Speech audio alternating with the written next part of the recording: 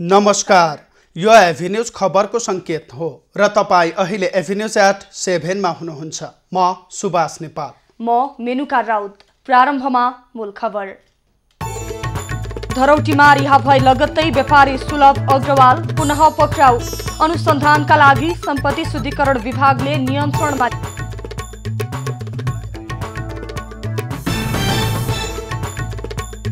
सांसद अपहरणमा नेकपाका 2 सांसद र पूर्व प्रहरी प्रमुख विरुद्ध मानव अधिकार आयोगमा उजुरी। अनुसन्धान अघि बढाउने आयोगको प्रतिबद्धता।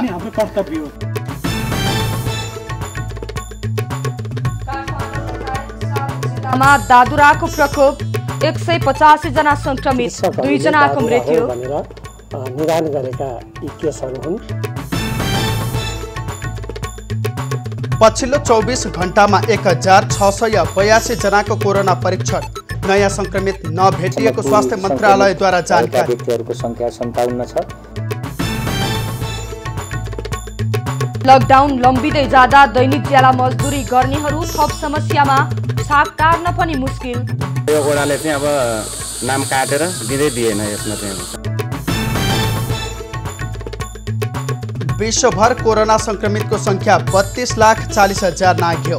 2,28,000 भन्दा बढीको मृत्यु।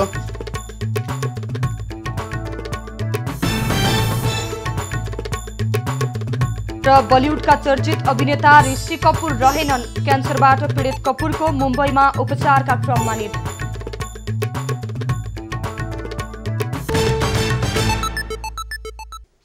यो संकटको घडीमा एकअर्कालाई मद्दत सहयोग गर्नुपर्ने अवस्थामा उल्टै कालोबजारी गर्दा गर्दै पक्राउ परेका व्यापारी सुलभ अग्रवाल आज रिहा भएका थिए। उनी धरौटीमा रिहा भएका हुन्, तर पुनः उनी पक्राउ परेका छन्। पक्कै पनि मेनुका चैत्र 25 गते थर्मल गन कालोबजारी गरेको आरोपमा उनी पक्राउ परेका थिए र उनलाई 3वटा मुद्दा लगाइएको थियो, जुन सम्पत्ति शुद्धिकरण विभागले आज पुनः उनी रिहा भएर बाहिर आए लगत्तै फेरि पुनः नियन्त्रणमा लिएको छ, थप अनुसन्धानका लागि भनेर। अब खबरको सिलसिला प्रारम्भ गरौँ व्यापारी अग्रवाल फेरि पक्राउ सम्बन्धी प्रसङ्गबाट। थर्मल गन कालोबजारी गर्ने क्रममा पक्राउ परेका व्यवसायी सुलभ अग्रवालको सम्पत्ति छानबिन हुने भएको छ। कालोबजारी मुद्दामा धरौटीमा रिहा भए लगत्तै अग्रवाल पुनः पक्राउ परेका छन्। कालोबजारी गरेको आरोपमा पक्राउ परेका व्यवसायी सुलभ अग्रवाल धरौटीमा रिहा भए लगत्तै पक्राउ परेका छन्।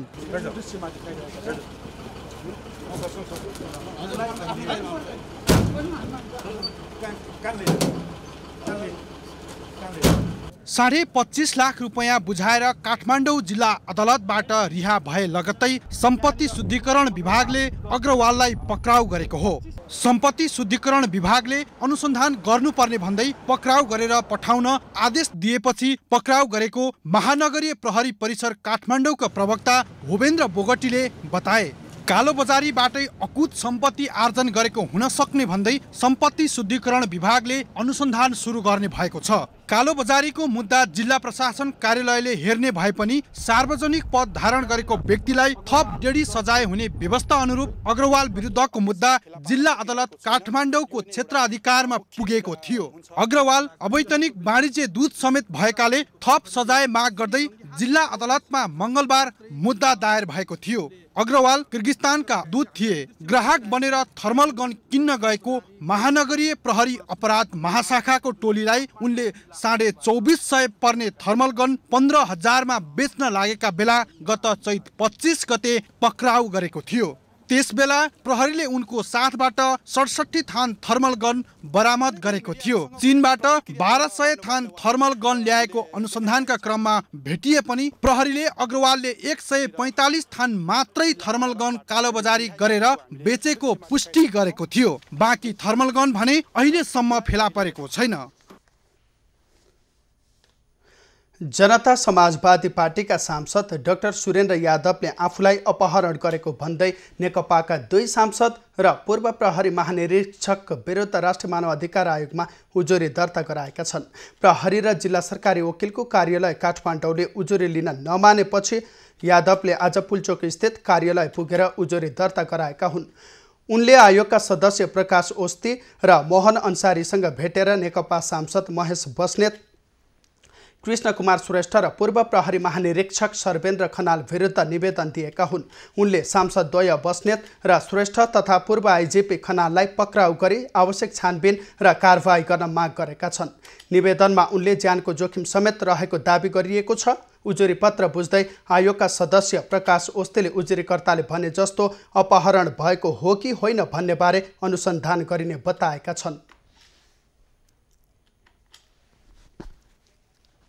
उजुरीमा लेखिए बमोजिमको कार्यहरू भए कि भएनन्, ती कार्यहरू भएको भए भने उहाँको नि यदि हो भने नि उजुरीकर्ताको मानवाधिकार उल्लङ्घन भयो कि भएन, यदि उल्लङ्घन भएको रहेछ भने त्यसलाई पुनर्स्थापित गर्न के गर्नुपर्छ, राज्यले के गर्नुपर्छ, सरकारले के गर्नुपर्छ भन्ने कुरो त्यहाँ हामी बोल्नुपर्छ। त्यो बोल्ने हाम्रो अधिकार हो, अधिकारभन्दा नि हाम्रो कर्तव्य हो त्यो, र त्यो कर्तव्यप्रति हामी एकदमै सजग छौँ। अपहरण गरी बन्धक बनाई काठमाडौँ ल्याएको भन्दै उनले यसअघि महानगरीय प्रहरी परिसर र सरकारी वकिल कार्यालय काठमाडौँमा किटानी जाहेरी दिए पनि दर्ता भएको थिएन। महोत्तरी स्थित घरमै रहेका डाक्टर यादवलाई नेकपा सांसद बस्नेत श्रेष्ठ र पूर्व आइजिपी खनालले वैशाख 10 गते काठमाडौँ ल्याएका थिए। सरकारका सबै संयन्त्र कोरोना भाइरसको संक्रमण नियन्त्रणमा होमिएका बेला देशका विभिन्न स्थानमा दादुराको संक्रमण फैलिएको छ। गत माघ यता 3वटा प्रदेशका 7वटा जिल्लामा दादुराका बिरामी भेटिएपछि संक्रमण फैलिएको आशंका गरिएको हो। अहिलेसम्म झापा, सर्लाही, चितवन, काठमाडौँ, ललितपुर, धादिङ र गोर्खामा गरी 185 जनामा संक्रमण देखिएको र तीमध्ये 2 जनाको मृत्यु भएको छ। 185 जना दादुराका बिरामीहरू हामीले भेटेका छौँ। यी केसहरू शङ्कास्पद केसहरूलाई हामीले प्रयोगशाला परीक्षण गरेर र चिकित्सकहरूले दादुरा हो भनेर निदान गरेका यी केसहरू हुन्। हाल दादुरा देखिएका 7वटै जिल्ला सरकारले पूर्ण खोप घोषणा गरेका जिल्ला हुन्। विभागका अनुसार 4 महिनादेखि 40 वर्षसम्मका व्यक्तिमा दादुराको संक्रमण देखिएको छ। सबैभन्दा बढी प्रकोप देखिएको धादिङमा यही वैशाख 17 गतेबाट 23 सम्म खोप दिन सुरु गरिएको छ। प्रकोप देखिएको क्षेत्रमा रहेका 6 महिनादेखि 15 वर्षसम्मका 20,000लाई खोप दिइने मन्त्रालयले जनाएको छ। गत 24 घण्टामा PCR र RDT विधिबाट परीक्षण भएका करिब 1700वटा नमुनाहरू नेगेटिभ आएका छन्। स्वास्थ्य तथा जनसङ्ख्या मन्त्रालयका अनुसार पछिल्लो 24 घण्टामा भएका 1682वटा परीक्षणको रिपोर्ट नेगेटिभ आएको हो। अहिलेसम्म PCR विधिबाट 12011 नमुना परीक्षण भएका छन्। RDT विधिबाट 46860वटा नमुना परीक्षण भएका छन्। अहिलेसम्म नेपालमा संक्रमण पुष्टि भएका 57 जनामध्ये 41 जनाको विभिन्न अस्पतालमा उपचार भइरहेको छ।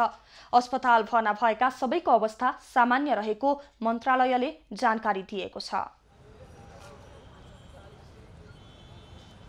कुल संक्रमित भएका व्यक्तिहरूको संख्या 57 छ, जसमध्ये 16 जना निको भई घर फर्केका हुनुहुन्छ भने हाल धनगढीमा 1 जना, भरतपुरमा 1 जना, वीरगञ्जमा 8 जना र विराटनगरमा 31 जना गरी 41 जनाको उपचार भइरहेको छ। उपचारमा रहनुभएका सबैको स्वास्थ्य स्थिति सामान्य रहेको छ। संक्रमित मध्ये सबैभन्दा बढी विराटनगरमा 31 जना उपचाररत रहेका छन्। यसैगरी वीरगञ्जमा 8 र भरतपुर तथा कैलालीमा 1-1 जना उपचाररत रहेका छन्। अहिले देशभरि नै 23336 जना क्वारेन्टिनमा रहेका छन्। उपत्यकामा 3 र उपत्यका बाहिर अस्पतालमा 77 गरी 80 जना आइसोलेसनमा रहेका छन्। कोरोना भाइरसका कारण विश्वभर संक्रमित हुनेको संख्या 32,40,000 नाघेको छ। संक्रमणबाट 2,28,700 भन्दा बढीको मृत्यु भएको छ। अमेरिकामा मात्रै कोरोना संक्रमणबाट मृत्यु हुनेको संख्या 61,000 नाघेको छ। अहिलेसम्म अमेरिकामा 10,64,000 भन्दा बढी संक्रमित भइसकेका छन्। संक्रमणबाट इटालीमा 27,600, बेलायतमा 26,000, स्पेनमा 24,000, फ्रान्समा 24,000 भन्दा बढीको ज्यान गइसकेको छ। भारतमा कोरोना संक्रमितको संख्या 33,610 पुगेको छ भने 1,079 जनाको मृत्यु भइसकेको छ। त्यसैगरी पाकिस्तानमा संक्रमितको संख्या 16,117 पुगेको छ भने 358 जनाको मृत्यु भएको छ। दर्शकवृन्द, दिनहुँ जसो हामीले विभिन्न देशमा कोरोना संक्रमणको अवस्था के कस्तो छ यस विषयमा जानकारी लिने गरेका छौं र यसै क्रममा आज हामीसँग युएईबाट श्रमिक सञ्जाल टिमकी सुनिता महर्जन प्रत्यक्ष सम्पर्कमा हुनुहुन्छ।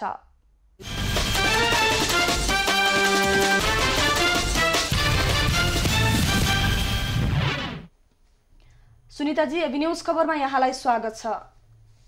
नमस्ते, एबी न्यूज समाचार हेर्नुभएको सबै नेपालीलाई म सुनिता श्रमिक सञ्जालबाट नमस्ते भन्न चाहन्छु। कुराकानी सुरु गरौँ। युएईको अवस्था कस्तो छ र नेपालीको अवस्था कस्तो छ? अहिले युएईमा भन्नुपर्दा तपाईको लास्ट विकदेखि अप्रिल 24बाट रमजान स्टार्ट भएको साथसाथै लकडाउन पनि खुलिएको छ र जसमा चाहिँ यहाँको जनजीवन एकदम सामान्य रहेको छ। बिहान 6 बजेदेखि 10 बजेसम्म यो लकडाउन खोलिएको छ। त्यसपछिको समय भनेको तपाईको पहिला जस्तै स्टेरिलाइजेसनको प्रोग्राम जारी गरिएको छ, जसमा अब सामान्य रूपमा मानिसहरूले आफूले गर्नुपर्ने प्रिकसनहरू त लिइरहनु भएको छ। साथै 60 वर्ष वृद्धहरू भयो अनि 12 वर्ष मुनिका बालबच्चाहरूलाई चाहिँ बाहिर ननिस्कन सरकारले आग्रह गरेको छ। सुनिताजी, जस्तो कि हिजो मात्रै आबुधाबीमा जुन नेपालीहरू रहेका छन् धेरै संख्यामा चाहिँ नेपालीमा संक्रमण पुष्टि भएको भनिएको छ। यसले गर्दाखेरि एक किसिमको त्रास पनि पैदा भएको छ। विशेष गरी नेपालीहरूमा कस्तो छ संक्रमितको संख्या चाहिँ कतिको छ नेपालीहरू? हजुर, आबुधाबीको न्युज भन्नुपर्दा हजुर हाम्रो श्रमिक सञ्जाल पेजमा धेरै नेपाली दाजुभाइहरू सम्पर्कमा आउनुभएको थियो। लास्ट टाइम जो चाहिँ कोरोना इन्फेक्टेडहरू हुनुहुन्थ्यो उहाँहरूलाई चाहिँ हामीले अब हेल्थ हस्पिटलमा कसरी सम्पर्क गर्ने भन्ने हामीले थोरै उहाँहरूलाई एसिस्ट गरेको थियौँ। अहिले नेपालीहरूको सिचुएसन भन्नुपर्दाखेरि विभिन्न पत्र पत्रिकाबाट आएको सूचना अनुसार चाहिँ 82 जना इन्फेक्टेड भनिएको छ, तर एक्चुअल डेटा चाहिँ यहाँको सरकारले हामीलाई प्रोभाइड गरेको छैन, जसमा चाहिँ 2 जना नेपालीको मृत्यु भएको जानकारी दिन चाहन्छु म। जस्तो कि झन्डै 3 लाख नेपालीहरू चाहिँ युएईमा रहेको भनिएको छ र यो समयमा चाहिँ उद्योग धन्दाहरू विभिन्न कार्यालयहरू बन्द भएको अवस्था छ। दैनिकी कसरी चलिरहेको छ यो समयमा? हजुर, अहिले यो कोभिड चाहिँ दुनियाँभरि नै व्यापक रूपमा फैलिएको छ, जसले चाहिँ जनजीवन निकै प्रभावित भएको छ। अहिले युएको सन्दर्भमा भन्नुपर्दाखेरि चाहिँ बिजनेसहरू सबै डाउन भएको कारणले मोस्टली चाहिँ अब नेपालीहरू हाम्रो हस्पिटालिटी सेक्टर भयो, एभिएसन, लजिस्टिक, रिटेल सेक्टरमा काम गर्नुभएको छ। उहाँहरूले चाहिँ आफ्नो जागिर गुमाउनु भएको छ, कोही चाहिँ अनपेड लिभमा हुनुहुन्छ होइन। त्यसै कारणले चाहिँ उहाँहरू आफ्नो घर जान चाहिँ धेरै माग गरिरहनु भएको छ। जस्तो कि यहाँले अहिले जानकारी गराउनु भयो 82 जना चाहिँ संक्रमित फेला परेका छन् नेपाली, तर त्यो आधिकारिक तथ्याङ्क छैन। 2 जनाको चाहिँ हालसम्म मृत्यु भइसकेको छ भनिरहँदा यस्तो अवस्थामा चाहिँ त्यहाँ रहेको नेपाली दूतावासले त्यहाँ रहेका नेपालीहरूसँग चाहिँ कसरी समन्वय गरिरहेको छ? हजुर, अहिले हाम्रो नेपाली दूतावासले चाहिँ कस्तो छ भन्दाखेरि होइन, अहिले एउटा कस्तो रेजिस्ट्रेसन फर्म खोलेको छ, त्यो चाहिँ रिसेन्टली हो होइन। तपाईँले चाहिँ हाम्रो यो ae.nepal.embassy.government जानुभयो भने एउटा रेजिस्ट्रेसन फर्म आउँछ। त्यो फर्म चाहिँ कस्तो छ भन्दाखेरि चाहिँ बेसिकली यहाँ बसेका नेपालीहरू दाजुभाइहरू कस्तो समस्यामा पर्नु भएको छ, कतिजनाले जागिर गुमाउनु भएको छ, कतिजना भिजिट भिसामा हुनुहुन्छ भन्ने डेटा सङ्कलन गरेर चाहिँ कसैले उहाँहरूलाई उद्धार गर्न सकिन्छ भन्ने चाहिँ त्यो खोलिएको छ। हजुर, अनि त्यसपछि एम्बेसीले चाहिँ डिफ्रेन्ट यता भोलिन्टियरिङ संस्थाहरू छ उहाँहरूसँग कन्ट्याक्ट गराएर जसलाई चाहिँ खानाको लागि गाह्रो भएको छ उहाँहरूसँग सम्पर्क गराएर चाहिँ उद्धार गर्ने गरिएको छ। त्यसै गरी दूतावासले त यो काम गरिरहेको रहेछ। एनआरएनएले चाहिँ कसरी समन्वय गर्दैछ आफ्ना देशका नागरिकहरूसँग? हजुर, एनआरएनले भन्नुपर्दाखेरि चाहिँ तपाईँको यो हाम्रो 7 स्टेट्समा दुबई, आबुधाबी लगायत विभिन्न ठाउँमा चाहिँ उहाँहरूले भोलिन्टियरहरू चाहिँ राख्नु भएको छ, जसमा चाहिँ विभिन्न कन्ट्याक्ट नम्बरहरू प्रोभाइड गरिएको छ, जसलाई चाहिँ खानको लागि अलिकति गाह्रो भएको छ, समस्या भएको छ। कोरोना इन्फेक्सन भएको मानिसहरू चाहिँ कसरी हेल्थ हस्पिटलमा कसरी कन्ट्याक्ट गर्ने, हटलाइन सर्भिसेसहरू के कस्तो छ भन्ने चाहिँ उहाँहरूले प्रोभाइड गर्नु, त्यसरी नै उहाँहरूले एसेस गरिरहनु भएको छ अहिलेको सिचुएसनमा। अनि साथसाथमा हाम्रो श्रमिक सञ्जालको चाहिँ डेली प्रोग्राम लाइभ टक हुन्छ, जसमा चाहिँ विभिन्न युएका मानिसहरूले चाहिँ आफ्नो समस्याहरू कमेन्टमा पोस्ट गर्नुहुन्छ अनि हामीसँग आएको सम्पर्कमा रहेको नेपाली दाजुभाइ दिदीबहिनीहरूलाई चाहिँ हामीले धेरैभन्दा धेरै सहयोग गर्दै आएका छौँ। यहाँहरू लगायत युएमा थुप्रै सङ्घ संस्था अन्य सङ्घ संस्थाहरू पनि रहेका छन्। उनीहरूले चाहिँ कसरी सहयोग गरिरहेका छन्, के कस्तो सेवा सुविधा दिइरहेका छन्, कति जति चाहिँ तपाईँहरूको जुन तपाईँले अघि जानकारी गराउनुभयो श्रमिक सञ्जालमा पनि जोडिनु भएको छ, कमेन्ट गर्नुभएको छ भनिरहँदाखेरि कतिको समस्याहरू चाहिँ आइरहेको छ? समस्याहरू अहिले निकै नै छ। जसरी तपाईँले भन्नुभयो आबुधाबीको केस भयो होइन, आबुधाबीको एउटा मुसाफा भन्ने ठाउँ छ, अरू विभिन्न लेबर क्याम्पहरूमा हाम्रो दाजुभाइहरू चाहिँ कोरोनाबाट पीडित हुनुभएको थियो, जो चाहिँ सेल्फ आइसोलेसन गरिरहनु भएको छ। उहाँहरूलाई कसरी क्वारेन्टाइनमा राखेको छ, कम्पनीले कस्तो सहयोग गर्दै आएको छ भन्ने चाहिँ हामीमा सम्पर्कमा आउनुभएको छ। त्यही हो हजुर। जस्तो कि अब युएईमा कुनै नेपालीलाई समस्या परेमा चाहिँ कहाँ खबर गर्ने, के व्यवस्था गरिएको छ यसको लागि?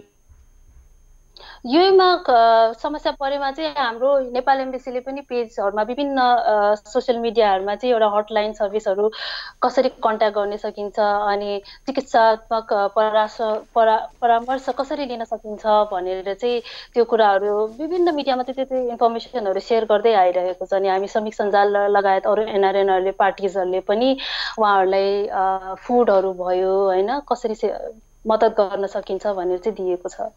सुनिताजी, जस्तो कि त्यहाँ बस्दै आएका नेपालीहरू 3 लाख जतिको सङ्ख्यामा छन्, कतिपयको त रोजगारी गुमेको भनेर पनि खबरहरू आइरहेको छ। यस्तो अवस्थामा चाहिँ त्यहाँ रहेका नेपाली कामदारले चाहिँ यति बेला के चाहेका छन्, के चाहन्छन्? जस्तै म तपाईँलाई एउटा सामान्य उदाहरण दिन चाहन्छु। अहिले पाकिस्तान गभर्मेन्टले 500 जनालाई चाहिँ रिप्याट्रिएसन चार्टर गरिएको छ। त्यसरी अहिले इन्डियाले पनि अहिले रेजिस्ट्रेसन फर्महरू खोलेको छ, त्यसमा लाखौँ इन्डियनहरूले चाहिँ रेजिस्ट्रेसन फिलअप गरेको छ। त्यसरी नै अब यहाँको नेपाली दाजुभाइहरूले पनि त्यही माग छ कि छिटोभन्दा छिटो होइन नेपाल जान पाऊँ, आफ्नो परिवारसँग भेट्न पाऊँ। हाम्रो नेपाल सरकारले पनि इनिसिएटिभ लिएर त्यहाँ जाने व्यवस्था गर्नु पर्यो। अनि अब उहाँको माग अर्को कस्तो छ भन्दाखेरि उहाँ आफै सेल्फ क्वारेन्टाइन पनि बस्नलाई रेडी हुनुहुन्छ, आफ्नो सेल्फ टिकट लिएर पनि जान रेडी हुनुहुन्छ होइन। जति चाँडोभन्दा चाँडो यहाँबाट चाहिँ उहाँहरूलाई समस्याको हल निकाल्नु पर्यो भन्ने चाहिँ त्यही माग आइरहेको छ। हवस्, कुराकानीका लागि यहाँलाई धेरै धेरै धन्यवाद। यहाँ पनि सुरक्षित रहनुहोला। उहाँ हुनुहुन्थ्यो युएबाट श्रमिक सञ्जालकी टिमकी सुनिता महर्जन। उहाँले जानकारी दिए अनुसार हालसम्म 82 जना नेपाली सङ्क्रमित फेला परेका छन्। आधिकारिक तथ्याङ्क त छैन, त्यसमध्ये 2 जनाको मृत्यु भइसकेको छ भने मेनुका त्यहाँ रहेका 3 लाख नेपाली त रहेका छन्। र यसरी श्रमिक सञ्जाल जसरी लागि परिरहेको छ त्यस्ता थुप्रै सङ्घ संस्थाले पनि नेपालीहरूलाई सहयोग गरिरहेको छ। सँगसँगै दूतावासले पनि राम्रो समन्वय गरिरहेको छ। जस्तो कि अहिले अब युएईको कुरा गर्ने हो भने 12,500 लगभग प्रभावित भइसकेका छन्। त्यसै गरी 550 चाहिँ नयाँ सङ्क्रमित पनि थपिएका छन् र यसमध्ये मृत्यु चाहिँ 105 को मात्रै भएको छ। यसरी हेर्दा मृत्यु दर चाहिँ केही कम देखिएको छ, तर पनि सावधानी अपनाउनु पर्ने देखिन्छ। पक्कै पनि आफ्नो विकल्पमा वामदेव गौतमलाई प्रधानमन्त्री बन्न प्रस्ताव गरेर प्रधानमन्त्री केपी ओलीले पार्टीभित्रको समस्यालाई गम्भीर ढङ्गले नलिएको सङ्केत गरेका छन्। अहिले पनि आफू दिने हैसियतमा रहेको र अरू लिने ठाउँमा रहेको सन्देश दिएर ओलीले समस्यालाई हल्का रूपमा लिएको सङ्केत दिएका हुन्। प्रधानमन्त्री ओलीले आफू अयोग्य भए कार्यकारी अध्यक्ष पुष्पकमल दाहाल सहित प्रतिनिधि सभा सदस्य रहेका सचिवालय सदस्यका कोही पनि सदस्य प्रधानमन्त्रीका लागि योग्य नरहने सन्देश दिएका छन्। नेकपाको सचिवालयको बुधबार साँझ बसेको सचिवालय बैठकमा उपाध्यक्ष गौतमलाई आफ्नो विकल्पमा प्रधानमन्त्री र वरिष्ठ नेता माधव कुमार नेपाललाई पार्टीको तेस्रो अध्यक्ष प्रस्ताव गरेका थिए। गौतम संविधानत प्रधानमन्त्रीका लागि अयोग्य सचिवालय सदस्य हुन्। प्रतिनिधि सभा निर्वाचनमा पराजित भएकाले वर्तमान प्रतिनिधि सभा रहेसम्म प्रधानमन्त्रीदेखि मन्त्री बन्नलाई समेत संविधानले निषेध गरेको छ। प्रधानमन्त्री ओलीको प्रस्ताव भैँसे पार्टी गठबन्धन टुटाउने प्रयासको रूपमा आएको बुझ्न कठिन छैन। ओलीले सफा मनले प्रस्ताव ल्याएका भए प्रतिनिधि सभा सदस्य रहेका व्यक्तिलाई प्रधानमन्त्री र गौतमलाई अध्यक्ष प्रस्ताव गर्न सक्थे र कार्यान्वयनमा जान सक्छ भन्ने अनुमान लगाउन सकिन्थ्यो। तर गौतम आफैले कास्कीबाट चुनाव लड्न अस्वीकार गरेर प्रतिनिधि सभा सदस्य बन्ने बाटो बन्द गरिसकेका छन्। त्यस्तै संविधान संशोधन तत्काल नगर्ने गरी सचिवालयले छलफल बन्द गरेको अवस्थामा राष्ट्रिय सभा सदस्य प्रधानमन्त्री बन्ने बाटो नेकपाले नै लगभग बन्द गरिसकेको अवस्था छ। यसको मतलब प्रतिनिधि सभा सदस्य नरहेका गौतमलाई प्रधानमन्त्री प्रस्ताव गरेर आफूले यो पद सजिलै नछाडे सन्देश ओलीले दिए। प्रधानमन्त्री ओलीले गौतमलाई प्रधानमन्त्री प्रस्ताव गरेसँगै विवादले नयाँ मोडमा लगिदिएको छ। अर्थात् बैठक लम्ब्याएर शक्ति सञ्चय गर्न थप समय दिएको छ। ओलीले नेपाललाई तृतीय अध्यक्ष प्रस्ताव गरेर पार्टीको भावी नेतृत्व पूर्व एमाले दाहाललाई सजिलै नेता नमान्ने र आफूपछि भावी अध्यक्ष नेपाल रहेको सन्देश पनि प्रवाहित गरेका छन्। यो सँगै पार्टी अध्यक्ष एवं प्रधानमन्त्री ओलीको निरन्तरता वा बहिर्गमन भन्ने बहस नेकपाभित्र थप पेचिलो बन्दै जाने देखिन्छ। भगवान बुद्धको जन्मस्थल लुम्बिनी सधैँ भिडभाड स्वदेशी विदेशी पर्यटकको जमघट रहने महत्त्वपूर्ण धार्मिक एवं पर्यटकीय केन्द्र हो। तर यो शान्ति भूमि पनि लकडाउनका कारण 1 महिनादेखि सुनसान रहेको छ। अहिले हामी शान्ति भूमि लुम्बिनीमा छौँ। विगत 5 हप्तादेखि लकडाउन छ, जसले गर्दा सधैँ चहल पहल रहने यो लुम्बिनी क्षेत्र अहिले सुनसान छ। कोरोना भाइरस नियन्त्रणका लागि सरकारले वैशाख 11 गतेदेखि लकडाउन घोषणा गरे यता लुम्बिनीमा स्वदेशी तथा विदेशी पर्यटक भित्रिएका छैनन्। यो क्षेत्रमा अवलोकन र ध्यानका लागि महत्त्वपूर्ण मानिने मायादेवी मन्दिर, शान्ति स्तूपा, बिहार गुम्बाका गेटमा ताला लागेको छ। लुम्बिनी क्षेत्रमा अहिले केही माली, पाले, चौकीदार र सुरक्षाकर्मी बाहेक कोही देखिँदैन। लकडाउनले लुम्बिनी क्षेत्र पनि नराम्रोसँग प्रभावित भएको उनीहरूको प्रतिक्रिया छ। धेरै चहलपहल हुन्थ्यो नि, बहुत चहलपहल हुन्थ्यो, एकदम सुनसान नै छ परिस्थिति लकडाउन लकडाउनले गर्दा। हामीलाई जबदेखि लकडाउन भइसक्यो तब त्यही दिनदेखि चाहिँ मान्छे यहाँ आवाज कसैको छैन। लकडाउनका कारण लुम्बिनी क्षेत्रको विकास निर्माण कार्य पनि प्रभावित भएको छ। निर्माण सामग्री ल्याउन कठिन हुनुका साथै कामदार पनि नपाउने अवस्थाले निर्माण प्रभावित भएको हो। अहिले हामीहरू 10 जना हाम्रो टोली हो, 10 जना सठुला दाइको अरू घर गइरहेछ। लुम्बिनी क्षेत्रको बस पार्क, बजार सधैँ निकै चहल पहल रहने केन्द्रीय नहर क्षेत्र पनि सुनसान छ। डुङ्गा स्टिमर सञ्चालन हुने शान्तिद्वीप क्षेत्रमा रहेको नहरको पानी निकालेर सफा गर्ने काम अघि बढाइएको छ।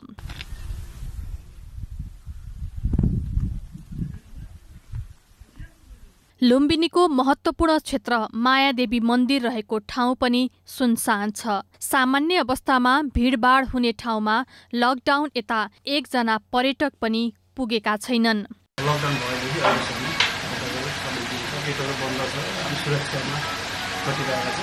धार्मिक र पर्यटकीय क्षेत्र लकडाउनले गर्दा सुनसान भएपछि यहाँको होटेल व्यवसाय पनि निकै प्रभावित भएको छ। लकडाउन लम्बिँदै गए लुम्बिनीको पर्यटन नै सङ्कटमा पर्ने चिन्ता स्थानीयमा छ। शान्तिभूमि लुम्बिनी पनि कहिले लकडाउन खुल्ला र पुनः पर्यटक भरिएर चहल पहल होला भन्ने पर्खाइमा रहेको छ। अवलोकन गर्न स्वदेशी र विदेशी पर्यटकको भिडभाड लाग्ने यो लुम्बिनी क्षेत्र लकडाउनले गर्दा अहिले सुनसान छ, जसले गर्दा यो क्षेत्रको धार्मिक र पर्यटन विकास पनि घट्ने हो कि भन्ने चिन्ता सबैलाई बढेको छ। एबी न्यूज खबरका लागि दामोदर खनाल, लुम्बिनी।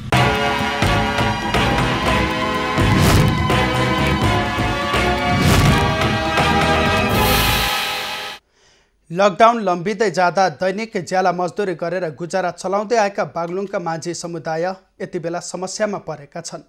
स्थानीय तहले राहत पनि नदिएको र काम पनि रोकिएकाले कालीगण्डकी किनारको माझी बस्तीका बासिन्दा भोकै हुने अवस्था आएको हो।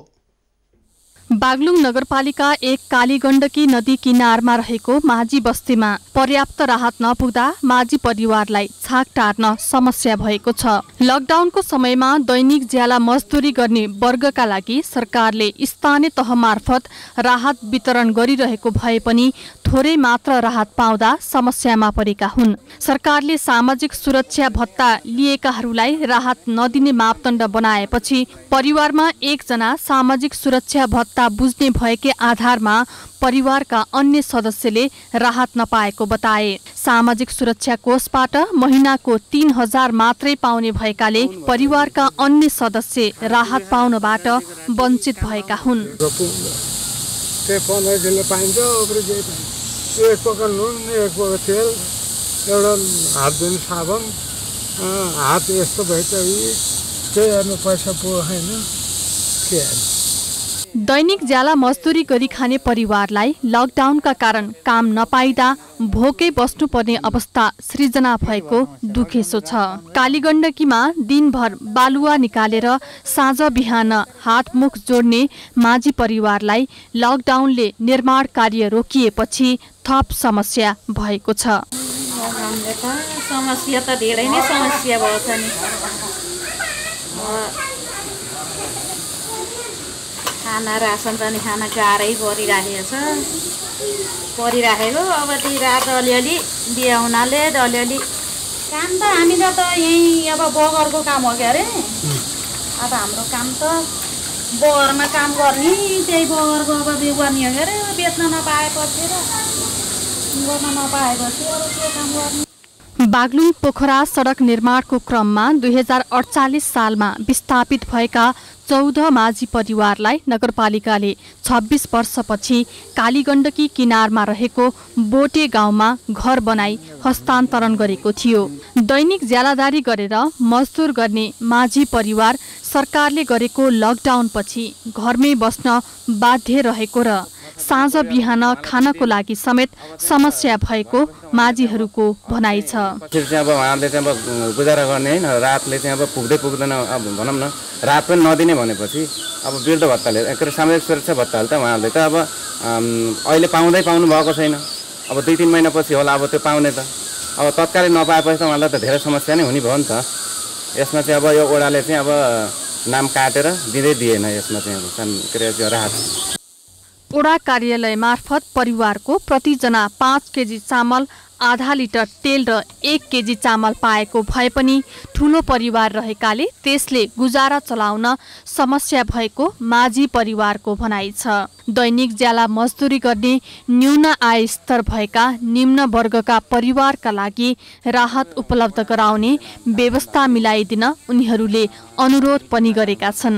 बागलुङ नगरपालिकाले भने राहत कोष मार्फत पहिलो चरणमा करिब 2200लाई राहत वितरण गरिसकेको जनाएको छ। एभिन्यूज खबरका लागि बागलुङबाट राजेश चन्द्र राज भण्डारीको रिपोर्ट। पर्सामा राहतमा वितरण गरिएको चामल गुणस्तरहीन पाइएपछि प्रशासनले अनुगमन थालेको छ। महानगरपालिकाले न्यू बोलबम राइस मिल र सूरज खाद्य स्टोरबाट खरिद गरिएको चामल डल्ला परेको फेला परेपछि आज प्रशासनले अनुगमन गरेको हो। अनुगमनका क्रममा दुवै स्थानको चामलमा उत्पादन मिति र तौल उल्लेख नगरेको भेटिएको छ।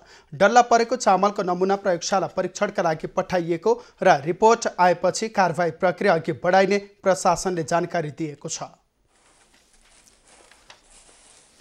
त्यो चामल खाना योग्य हो कि होइन, दिइरहेको छैन भन्ने कुरा चाहिँ परीक्षण गर्नको लागि स्याम्पल कलेक्सन गरेर यो खाद्य प्रविधि तथा गुण नियन्त्रण कार्यालय मार्फत चाहिँ हामीले प्रयोगशालामा पठाइराखेका छौँ।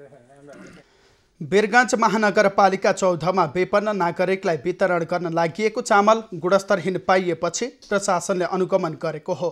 महानगरपालिकाले न्यू बोलबम राइस मिल र सूरज खाद्य स्टोरबाट ल्याएको 950 किलो चामलमध्ये केही बोरामा डल्ला परेको चामल फेला परेको थियो।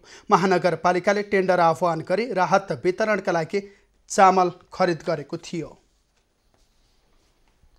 उदयपुरको भुल्केमा 28 जना संक्रमित भेटिएपछि स्वास्थ्य कार्यालयले उनीहरूको सम्पर्कमा रहेका 202 जनाको स्वाब नमुना सङ्कलन गरेको छ। तीमध्ये 140 जनाको रिपोर्ट नेगेटिभ आएको छ भने बाँकीको रिपोर्ट आउन बाँकी रहेको छ। त्रियुगा नगरपालिका 3 भुल्केका 337 जनाको स्वाब परीक्षणबाट 28 जनामा संक्रमण पुष्टि भएपछि वैशाख 11 गतेदेखि उनीहरूको सम्पर्कमा रहेका व्यक्तिहरूको नमुना सङ्कलन गरिएको हो। वैशाख 14 र 15 गते त्रियुगा नगरपालिकाका विभिन्न वडा बस्तीलाई समेटेर जिल्ला अस्पताल बोक्सेमा सङ्कलन गरिएको 91 जनाको स्वाब मध्ये 62 जनाको रिपोर्ट नेगेटिभ आएको छ। अन्यको रिपोर्ट आउन बाँकी छ। मंगलबार पनि भुल्केकै थप 33 जनाको स्वाब सङ्कलन गरिएको छ। स्थानीयले सबै गाउँको नमुना परीक्षण गर्न माग गरे पनि अहिलेसम्म सङ्कलन प्रक्रिया अघि बढेको छैन। भोजपुरमा भेटिएका संक्रमित युवाको उदयपुरको बेलका नगरपालिका 7 मैना स्थित ससुराली घरका 5 जनाको पनि आज स्वाब सङ्कलन गरिएको छ। पछिल्लो समय संक्रमितको संख्या नथपिएकाले त्रसित जनजीवन केही सामान्य बन्दै जान थालेको छ। यद्यपि संक्रमणको उच्च जोखिम कायमै रहेकाले स्थानीय प्रशासनले सो क्षेत्रलाई सिल गरेको छ। लकडाउनपछि भारतमा रोकिएका नेपाली नागरिकहरू लामो समयदेखि स्वदेश फर्कन पाएका छैनन्। भारतको उत्तराखण्डका विभिन्न क्षेत्रमा बसिरहेका नेपालीहरूलाई बैतडी र दार्चुलाका सीमा नाकाहरूबाट नेपाल भित्र्याउन थालिएको छ। दर्शकबिन, यतिखेर हामी बैतडीको झुलाघाट नाका पुगेका छौँ र यहाँ विगत लामो समयदेखि भारतका विभिन्न क्षेत्रमा रहेका नेपालीहरूलाई भित्र्याउने क्रम सुरु भएको छ। मध्य पहाडी लोकमार्गको अन्तिम बिन्दुको रूपमा रहेको झुलाघाट स्थित भारतीय सीमा नाकाबाट बिहिबार करिब 1100 जना नेपाल भित्रिए। सीमानामा नेपाली स्वास्थ्य कर्मीहरूको सामान्य चेक जाँचपछि उनीहरूलाई आफ्नो क्षेत्रतर्फ लगिएको छ।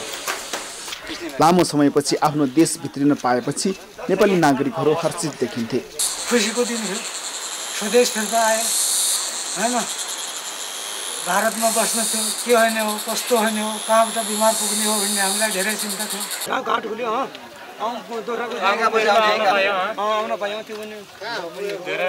भारतीय क्वारेन्टिनमा रहेका नेपालीहरूलाई स्वदेश फर्काउन पछिल्लो 1 हप्तादेखि स्थानीय प्रशासन र जनप्रतिनिधिहरूले तयारी तीव्र पारेका थिए।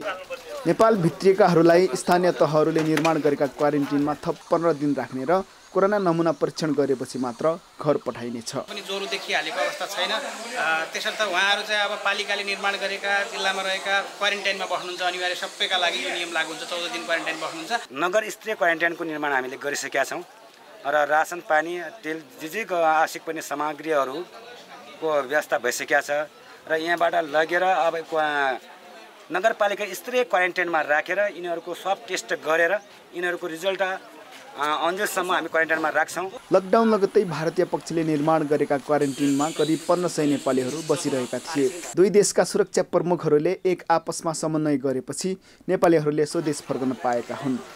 लामो समयदेखिको दबावपछि दुवै देशका स्थानीय प्रशासनले सीमा नाका खोल्ने सहमति गरेका हुन्। उनके द्वारा पत्र प्रेषित किया गया कि हम उनको लेने को तैयार हैं, आपके द्वारा कार्रवाई की जाए।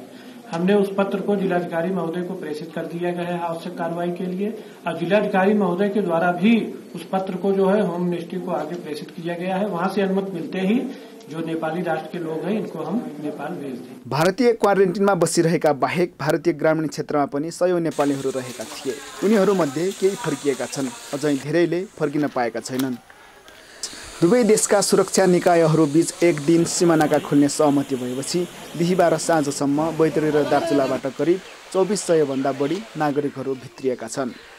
भारतको विभिन्न क्वारेन्टिनमा रहेका नेपालीहरू जो लामो समयदेखि बसिरहेका थिए र उनीहरूलाई यतिखेर झुलाघाट नाकाबाट नेपाल भित्र्याउने क्रम सुरु भएको छ। यहाँको स्थानीय प्रशासन, जनप्रतिनिधि लगायतको लामो प्रयासपछि उनीहरूलाई नेपाल भित्र्याएको हो। एभ न्युज खबरका लागि दार्चुलाबाट कमल जोशीका साथ लोकेश साउदको रिपोर्ट। मंगलबार र बुधबार गरी 4 जनाको रहस्यमय मृत्यु भएको महोत्तरीको भङ्गाहा नगरपालिकामा आज थप 2 जनाको मृत्यु भएको छ।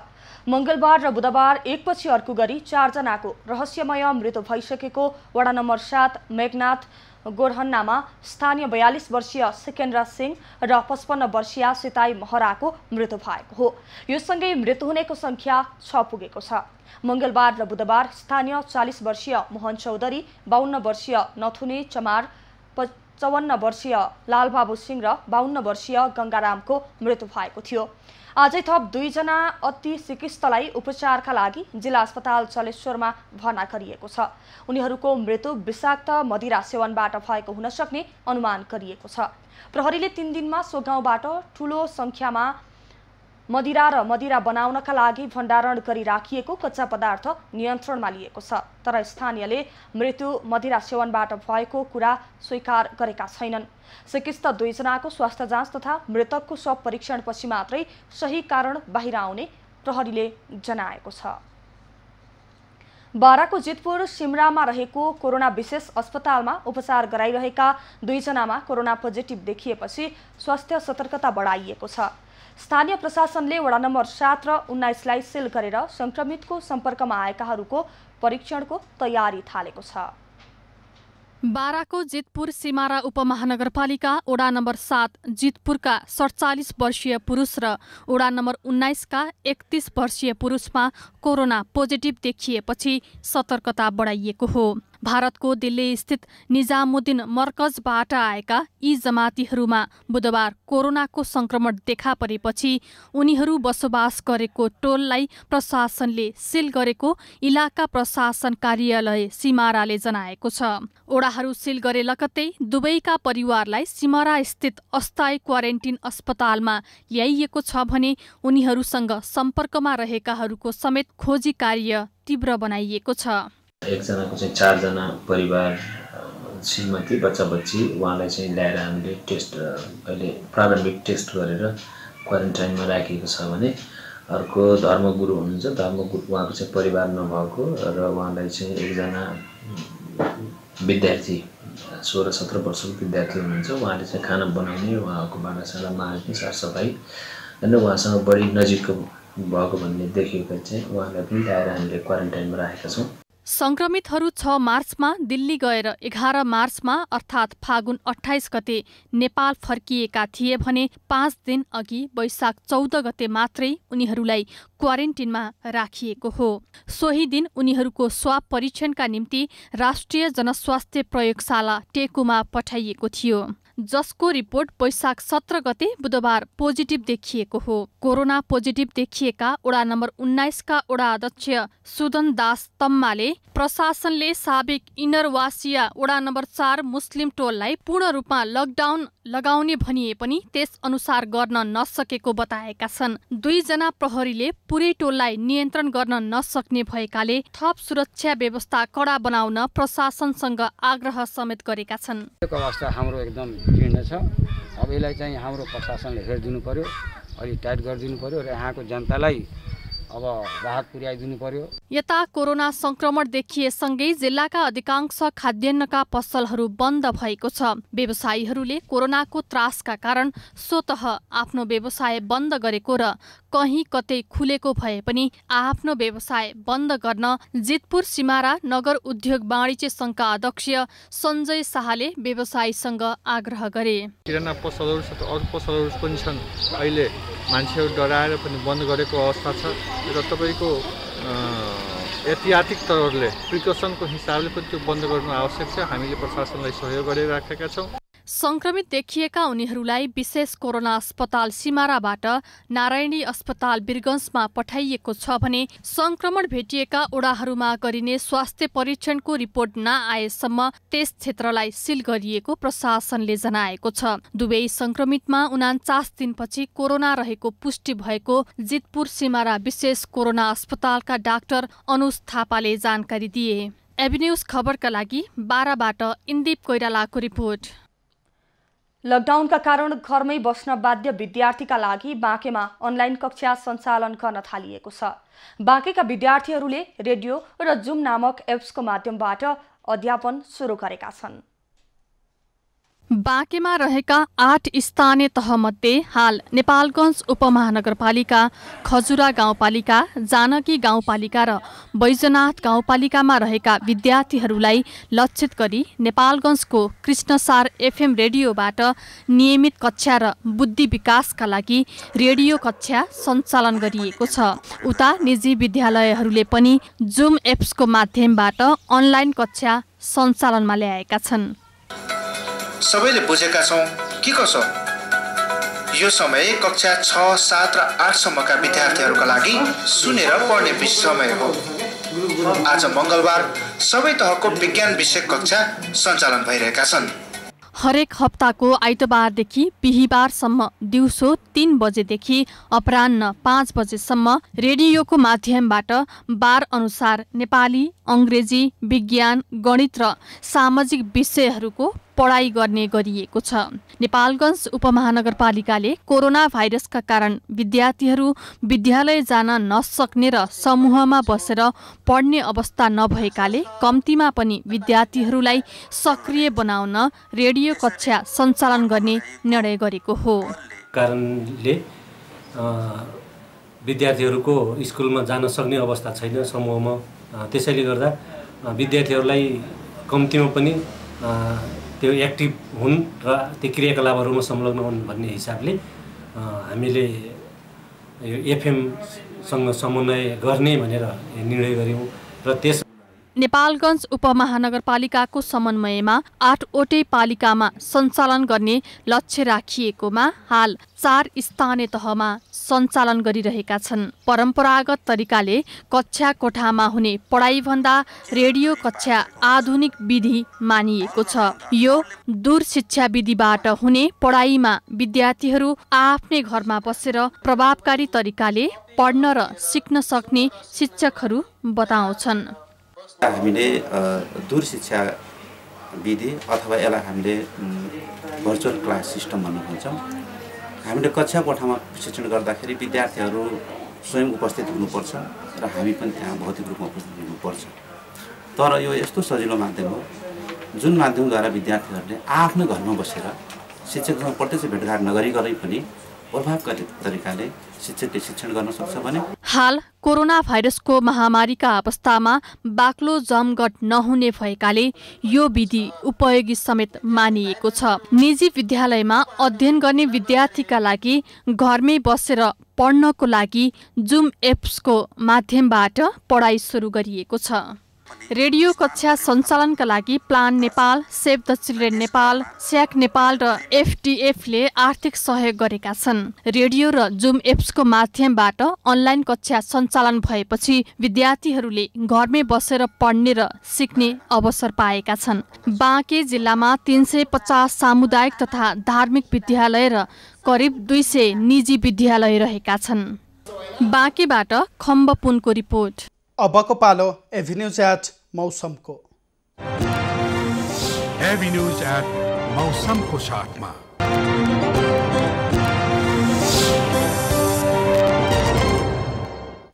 पछिल्लो 24 घण्टामा काठमाडौँ उपत्यका लगायत देशका 1-2 स्थानमा हल्का वर्षा भयो।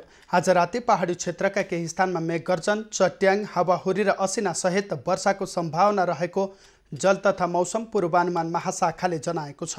काठमाडौँ उपत्यकाको आजको अधिकतम तापक्रम 27 डिग्री सेल्सियस र न्यूनतम तापक्रम 14 डिग्री सेल्सियस मापन गरियो। आज देशभरको मौसम कस्तो रहे त हेरौँ देशका विभिन्न स्थानको मौसमी अवस्था।